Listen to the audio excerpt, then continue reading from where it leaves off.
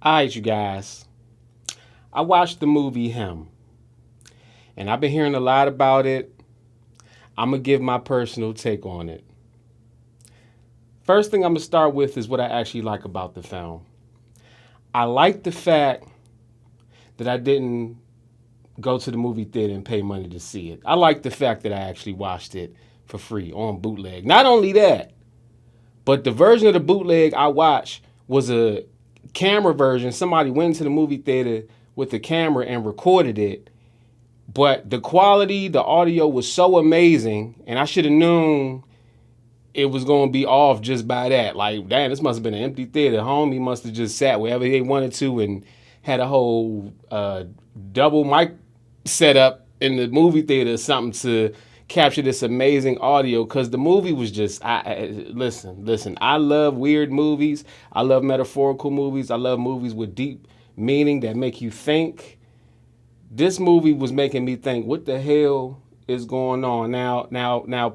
Personally, if they were trying to get me to understand something or look at things in a certain way that I've never looked at it before, I didn't get that from this movie. I kind of understood the things that they were saying in the movie. I mean, we've heard of Illuminati. Like, we've seen this play out in entertainment, in movies, in film, in music, even in sports. So if this movie came out maybe 20 years ago, oh, it would be one of those ones.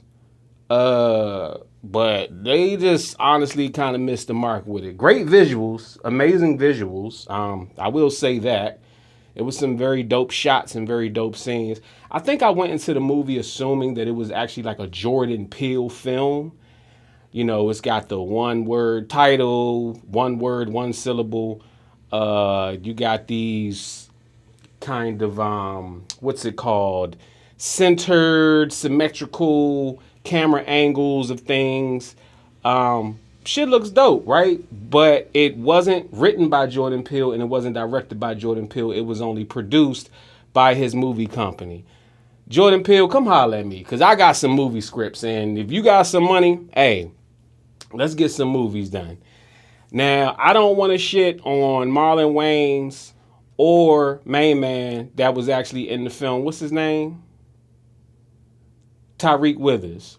Tariq Withers was in an episode of Atlanta, probably one of my favorite, definitely top 5 episodes of Atlanta.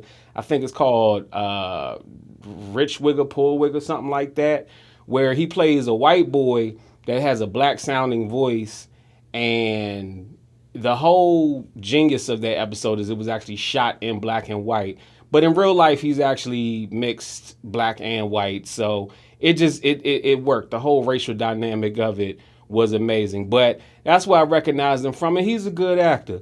Marlon Wayans, a lot of people's like, oh, Marlon Wayans, man, yeah, man, he's such a good actor, man. He killed it. I really believed it. Listen, Marlon Wayans is the shit, acting wise. I had no thoughts or anything in terms of whether or not Marlon Wayans could act. I've seen Requiem of a Dream back in the early 2000s, okay?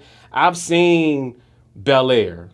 You know what I'm saying? Which I'm waiting on the new season to drop. Even on the Wayans brothers, his character, Marlon Williams, his main thing he wanted to do, he was goofy, but the main thing he wanted to do was be like a serious dramatic actor.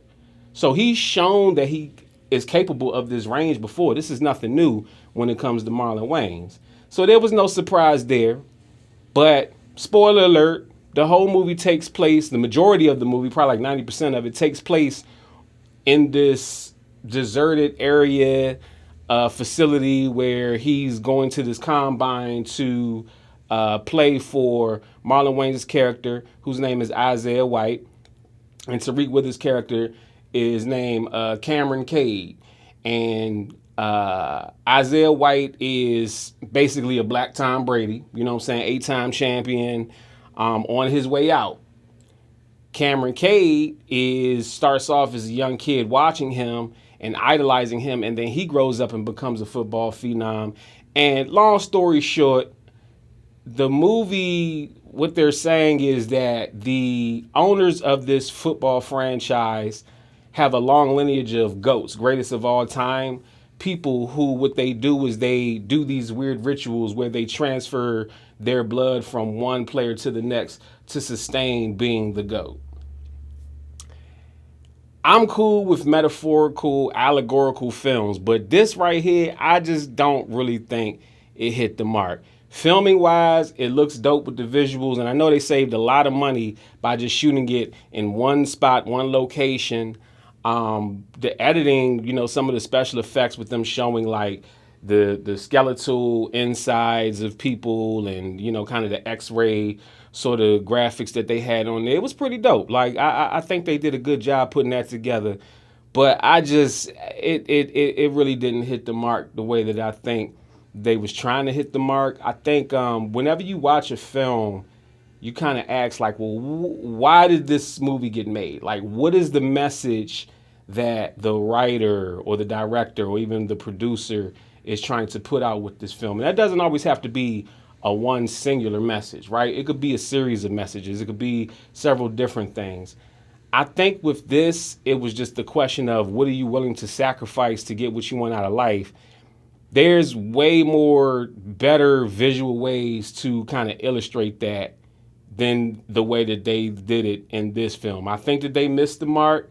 I think they could have did a much better job. I think it would have benefited actually showing a little bit more, higher stakes, maybe a little bit more going on in terms of Cameron Cade's journey.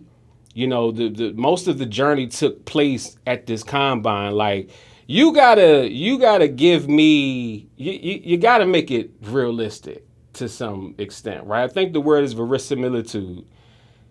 And I'm watching this, I'm thinking, okay, even though he's half black, that black side would have kicked in like, nigga, get out. Ain't that what all Jordan Peele movies is about? Get out. Nope. Us. Like, nigga, I'd have been gone. I don't want to play football this bad. First of all, nigga wasn't even supposed to be playing football. You got staples in your damn head. You got attacked by a person in a GOAT outfit like nobody's seen this shit. I didn't know if that was really supposedly actually did happen or if this was a metaphor. And that's kind of what another thing too is like they blurred the lines between what's real and what's not real. And, again, I can appreciate where they were going with it. But for me, that plane just did not land. It circled the airport. And then eventually it grounded on the lake somewhere. But guys, let me know what you think about this movie in the comments if you have seen it. Yeah. Lucas. Author. Ha. Words have meanings, phrases have origins, so I put them in the book for your enjoyment. I love educating my people cause I'm nice. I drop jewels just to break the ice. So know your words like you know your cars. You might think your flow is close, but no cigar. And we can tell who ain't floating in a while, cause some rappers washed up, time to throw in the towel. Now, I just dropped 3 metaphors, it's easy. And this book teach the histories and meanings, plus common phrases, and they all amazing. This is a quick read, it's not a whole lot of pages. The color's red when I'm drawing 4. They couldn't Uno reverse me, now it's back to the drawing board. And if I die, hip-hop won't be authentic. I won't just kick the bucket, I'll put a sock in it. The metaphor dictionary. Hey young, order your copy. The metaphor dictionary. It's available on Amazon. The metaphor dictionary. My Time album out in all stores. The metaphor dictionary. Crank Lucas is an author now. Wow.